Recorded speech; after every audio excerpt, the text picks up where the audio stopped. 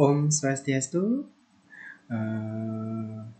Mohon izin Bapak dosen, pengempu kuliah S2 IPA masa depan, Dr. Inyomantika MSI. Izin pada kesempatan ini, di video kali ini Tiang akan memaparkan hasil review jurnal yang sudah Tiang lakukan dan Tiang siapkan. Di sini ada di video ini akan membahas dua jurnal sekaligus pembahasannya. Namun yang pertama akan dibahas setelah tentang green chemistry, di mana jurnal yang Tiang review di sini yaitu dari Rati R, yaitu tentang Industrial Application of Green Chemistry, status challenge of prospeknya. Nah, di sini bersumber dari SN Applied Sciences Journal dengan volume 2 isu 263. Isu yang ke-263. Baik, Tiang langsung saja seperti biasa. Di pemaparan kali ini tentunya seperti biasa akan Tiang paparkan tentang aspek permasalahannya, kemudian teori-teori yang digunakan, metode yang digunakan, hasil pembahasan maupun temuan ataupun kesimpulannya. Baik, Tiang langsung saja membahas tentang green chemistry yang pertama. Nah, dari aspek permasalahannya, green chemistry itu sedang mengembangkan sayapnya dari laboratorium akademik ke unit industri.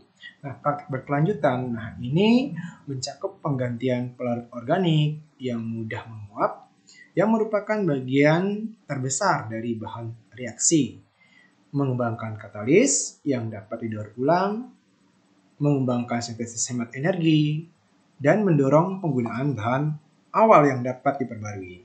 Nah, dengan mengikuti prinsip kimia hijau, perputaran banyak perusahaan telah meningkatkan pesat.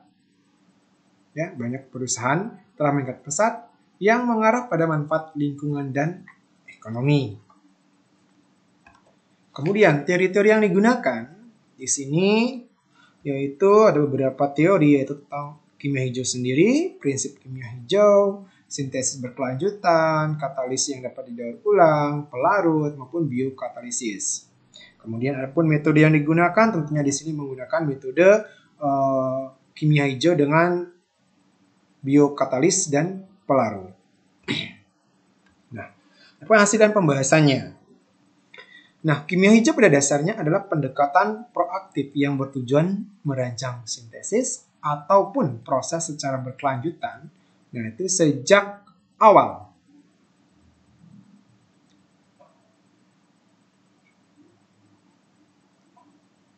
Nah, tujuan utama dari kimia hijau ini adalah mencegah pembentukan limbah daripada merancang metode untuk membersihkannya, mengembangkan teknologi hemat atom berdasarkan bahan baku terbarukan menggunakan kebutuhan energi minimum dan bahan kimia secara inheren lebih aman.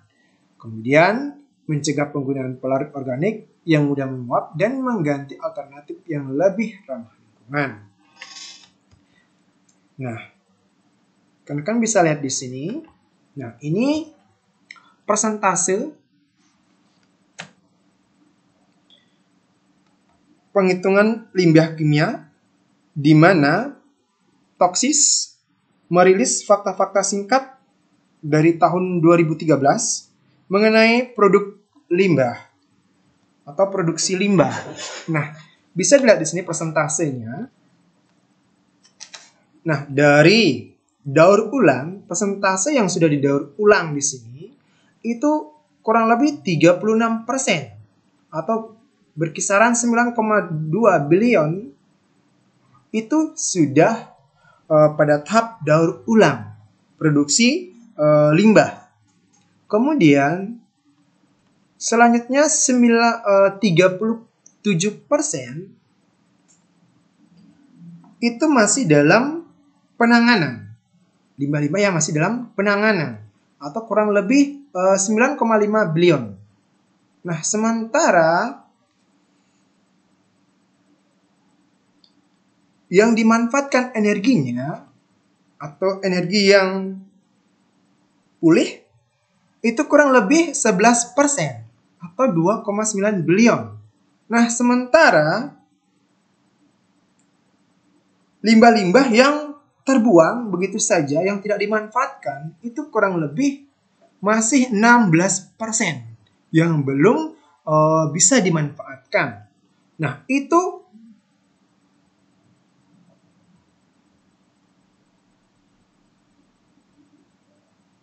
bisa dilihat persentasenya, ya, baik itu di daratan itu kurang lebih 66%, itu lebih banyak penyebaran sampah-sampah yang tidak limbah-limbah yang tidak termanfaatkan pada daratan, itu kurang lebih paling banyak di daratan yaitu 66%. Kemudian di udara itu 19%, kemudian di air itu 5%, kemudian yang sudah transferred itu kurang lebih 10%. Nah, jadi seperti itu. Kemudian gambar yang di sebelah kanan bawah ini adalah menunjukkan kecenderungan penurunan limbah industri farmasi. Nah, ini bisa dilihat ya, dari tahun 2004 sampai tahun 2013 itu sudah menunjukkan adanya perubahan atau penurunan limbah industri farmasi. Nah, meskipun demikian, tentunya kita sebagai warga negara, ya tentu harusnya kita bisa menjaga lingkungannya kita, ya. Berikutnya, nah, hasil dan pembahasan. Berikutnya adalah Mac dan Co. Inc. yang berbasis di Amerika Serikat itu telah berhasil menerapkan prinsip-prinsip kimia hijau pada sintesis obat antivirus Letermovir yang saat ini sedang dalam uji klinis fase 3. Nah, Cytomegalovirus atau CMV adalah virus umum yang infeksinya umumnya asimptomatik pada individu yang sehat, tetapi ini dapat menyebabkan kerusakan parah pada pasien dengan sistem imun depresi. Nah, pentingnya obat ini dapat dinilai dari fakta bahwa obat ini telah diberikan status jalur cepat oleh FDA dan penunjukan produk orphan oleh Badan Pengobatan Eropa untuk pencegahan virus CMV pada populasi berisiko tinggi. Nah, ini bisa dilihat gambarnya. Nah, ini adalah gambaran dari sintesis dengan kita menggunakan metode sintesis hijau Letermovir. Nah, sintesis hijau dengan reaksi asa Michael, nah yang dikatalis oleh PTC Cinsonidin itu bertujuan untuk mengkonfigurasi stereocenter tunggal. Nah, dari sintesis tersebut diperoleh data terdapat peningkatan hasil keseluruhan itu sebesar 60%. Penurunan biaya bahan baku sebesar 93% dan penurunan penggunaan air sebesar 90%. Nah, proses ini diharapkan dapat menurunkan jejak karbon hingga 89%. Nah, terbukti dari sintesis hijau Letermovir bahwa kimia hijau tidak hanya ramah lingkungan, tetapi juga menguntungkan secara ekonomi. Nah, skema ini telah memenangkan penghargaan kimia hijau presidensial dari API di bawah kategori jalur sintesis yang lebih ramah lingkungan, yaitu tepatnya pada tahun 2017. Nah, dari berbagai teknologi yang digunakan dalam kimia hijau, biokatalisis memegang tempat penting atau berperan pentinglah di sini. Nah, sebagian besar reaksi yang terjadi dalam sistem fisiologis dikatalisasi oleh enzim yang merupakan katalis alam. Nah, enzim tidak hanya dapat terurai secara hayati, nah tetapi juga dapat diperbarui untuk kemudahan produksi melalui fermentasi, gula, dan lain-lainnya. Nah, untuk mencapai tujuan berkelanjutan, nah semakin banyak perusahaan yang bekerja di bidang perencanaan dan penggunaan enzim sebagai biokatalis. Nah, berikut akan disajikan beberapa gambar dampak biokatalis pada manufaktur farmasi, yaitu sintesis pregabalin yang merupakan bahan aktif pereda nyeri neuropatik Lyrica. Nah, seperti ini gambarannya. Nah, gambaran yang di atas ini adalah sintesis konvensional pregabalin. Kemudian yang di bawah ini adalah gambaran sintesis yang dikatalisasi oleh enzim dari pregabalin. Nah, sebagian besar proses kimia melibatkan itu pelarut dalam langkah reaksi dan pemisahan untuk melarutkan padatan, mengurangi viskositas, memodulasi suhu, dan memulihkan produk dengan cara ekstraksi atau rekristalisasi sebagai media reaksi untuk tujuan pembersihan. Nah, pelarut tidak hanya melarutkan reaktan saja, tetapi juga mempengaruhi laju, kemo, regio, dan stereoselektivitas reaksi. Nah, namun sebagian besar pelarut organik yang digunakan dalam industri itu terlepas dari kelebihannya yang melekat, dikaitkan dengan beberapa efek buruk pada kesehatan manusia dan lingkungan. Nah, selain itu, pelarut ini berasal dari sumber daya yang tidak dapat diperbarui seperti minyak bumi. Nah, tentunya parameter ini bertentangan dengan dasar-dasar kimia hijau. Karenanya, satu-satunya alternatif yang tersedia adalah mengganti pelarut yang berbahaya bagi lingkungan dengan beberapa pelarut jinak. Nah, menurut Hanger Buller et al. Itu memberikan 4 solusi dalam pengembangan pelarut hijau.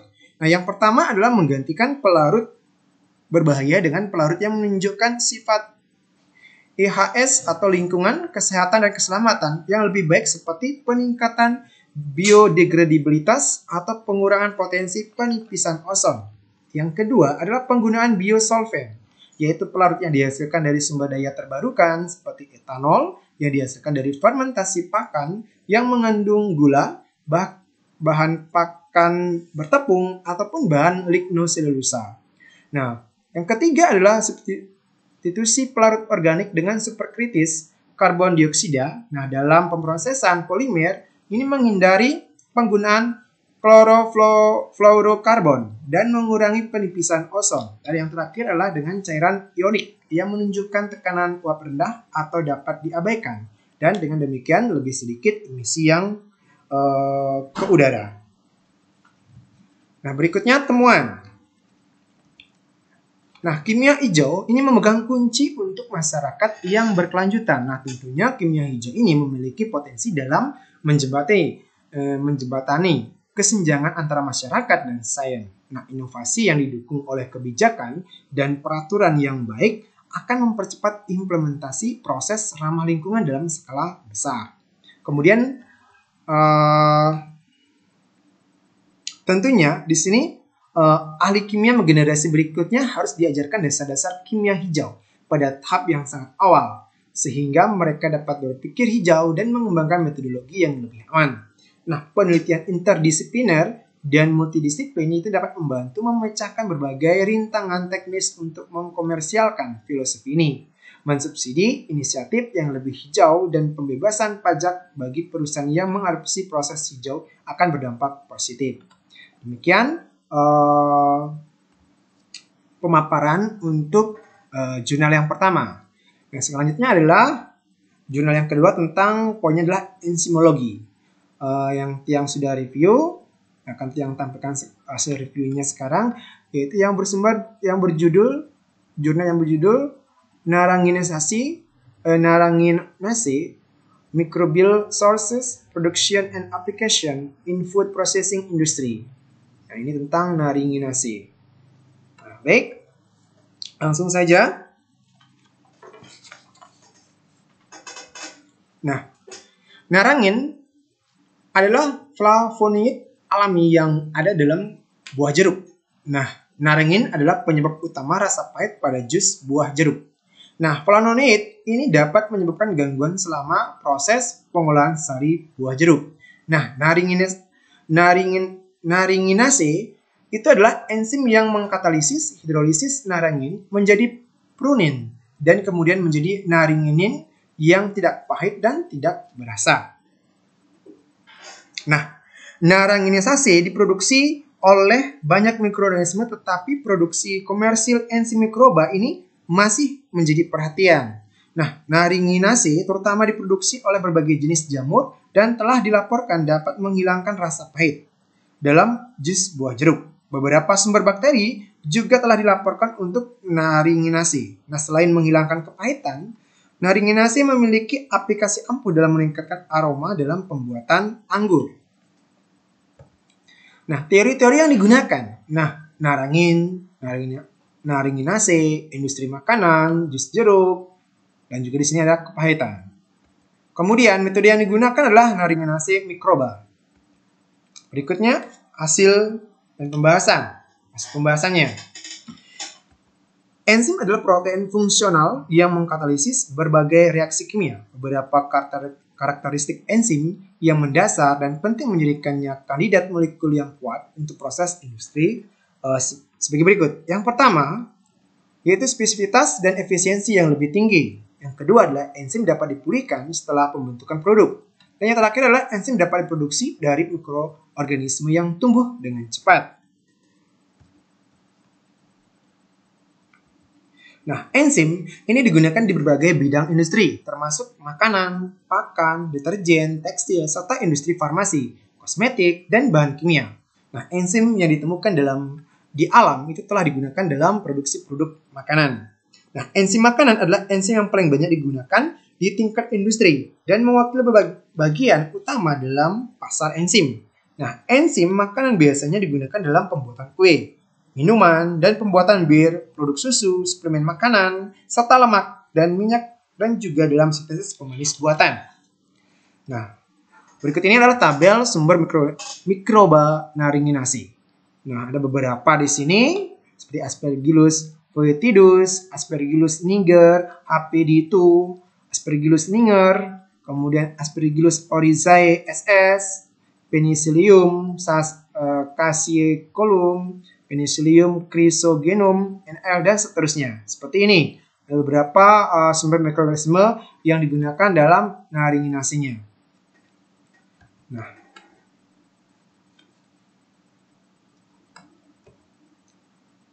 Nah, narangin adalah komponen utama dalam jeruk Bali yang berkontribusi lebih dari komponen lain yang menyebabkan kepahitan pada buah dan jus. Nah, naringinase adalah enzim kompleks yang terdiri dari aktivitas alfa L rhamnosidase dan flavonoid beta glukosidase. Nah, dalam pengolahannya, naringinase mengubah narangin menjadi naringinin dalam proses 2 langkah. Substrat narangin dihidrolisis oleh komponen rhamnosidase dari enzim naringinase untuk menghasilkan prunin yang kemudian diubah oleh flavonoid beta glukosidase menjadi naringinin. Nah, aktivitas rhamnosidase naringinase sangat penting untuk menghilangkan kepahitan. Nah, masalahnya yang dihadapi dalam pengolahan jus buah jeruk adalah masalah kepahitan. Nah, tentunya kepahitan mempengaruhi penerimaan konsumennya. Nah, 2 senyawa kimia yaitu flavonoid dan limonoid itu ditemukan yang menjadi sumber kepahitan dalam jus jeruk. Nah, rasa pahit pada sari buah jeruk Bali dapat diturunkan dengan menggunakan enzim naranginase yang menghidrolisis narangin menjadi senyawa yang relatif tidak pahit. Nah, naranginase diproduksi oleh banyak mikroorganisme, tetapi hanya ada sedikit laporan tentang produksi komersial enzim ini. Nah, naringinase dihasilkan dari jamur khusus seperti yang sudah saya sebutkan tadi, yaitu Aspergillus niger, itu salah satunya, telah digunakan untuk menghilangkan rasa pahit karena narangin dalam jus buah jeruk. Jadi seperti itu. Jadi ini adalah beberapa sumber yang memanfaatkan mikroorganisme ini dalam naringinase. Nah, kesimpulannya, pasar jus buah jeruk mencakup proses ekstraksi jus segar skala kecil maupun komersial skala besar. Nah, timbulnya rasa pahit dalam jus jeruk adalah salah satu kelemahan penting dari jus jeruk. Nah, narangin adalah faktor utama yang menyebabkan pahitnya jus jeruk. Nah, naringinase mikroba terbukti efektif dalam menghidrolisis narangin dan produk yang dihasilkan sehingga tidak memberikan rasa pahit. Naringinase mikroba telah dipelajari untuk menghilangkan rasa pahit pada jus buah jeruk, dan ini adalah enzim yang menjanjikan untuk industri jus jeruk. Nah, selain itu dapat diproduksi dengan menggunakan limbah sisa seperti serbuk kulit jeruk dari industri jeruk. Nah, selain itu juga dapat menghilangkan rasa pahit dari jus jeruk. Nah, naringinase telah menemukan aplikasi dalam industri anggur dan juga di industri makanan lainnya. Nah, demikian yang dapat yang sampaikan green chemistry-nya dan enzimologi. Mohon maaf jika terdapat kata-kata yang kurang berkenan. Mohon maaf Bapak. Dan yang akhiri dengan Parama Santi. Om Shanti Santi Santi.